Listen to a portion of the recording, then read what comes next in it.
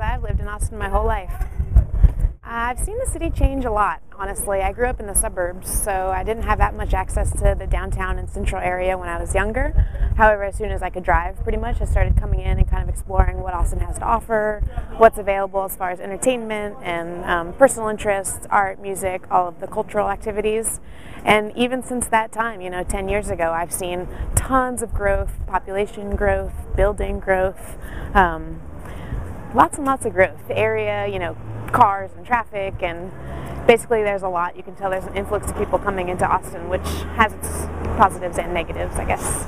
In it, well, there's a lot of value in preserving what Austin is all about. I mean, for the most fundamental reason, this is so many people's homes. This is where people really grow and flourish as individuals, and that's impacted by everything that's around us, and including people, including the places.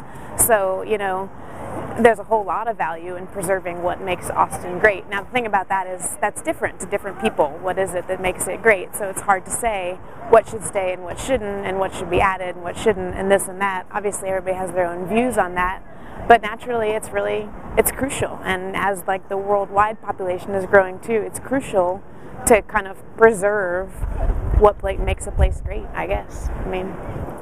Well, I have a lot of favorite places in Austin, I guess. Like I said, I've been here for a long time, so I've had an opportunity to kind of resource a lot of things that Austin has to offer. Definitely Barton Springs is in the top picks. Anywhere outside, really, there's a lot of natural environment that's nice to explore, hiking on the Greenbelt or swimming, or generally I like riding my bike around town and people watching, and here on campus, but also in different neighborhoods. A lot of different neighborhoods in Austin all provide different outlets of expression, and I kind of just like exploring new places a lot, and there's always new places no matter how often I go out. Keep Austin weird. I guess, there's a lot to embrace about what Austin provides that other cities don't. And I know I'm totally biased because this is the only city I've ever lived. But, like I was saying about different neighborhoods and stuff, there's so many different aspects about what Austin provides for different kinds of people. So it's nice to be able to kind of foster those and what they provide for, each segment of the population, and really allow people to kind of express themselves freely and pursue their own personal interests without, being judged, or, there's a lot of freedom as far as hey, this is what I'm doing and I don't care what you're doing, and that's a great mentality to have. As long as you're not infringing on me, then let's just do our thing and get along to, go along to get along, I guess.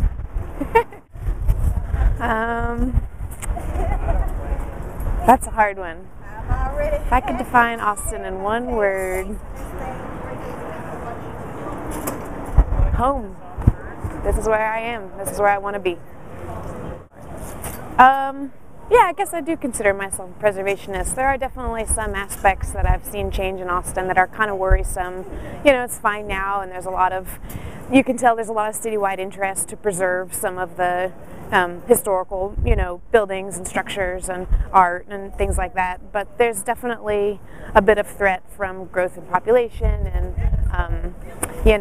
accessibility and things like that. So I definitely want to see Austin maintained as small as it can be, even though it's not, as small as it once was.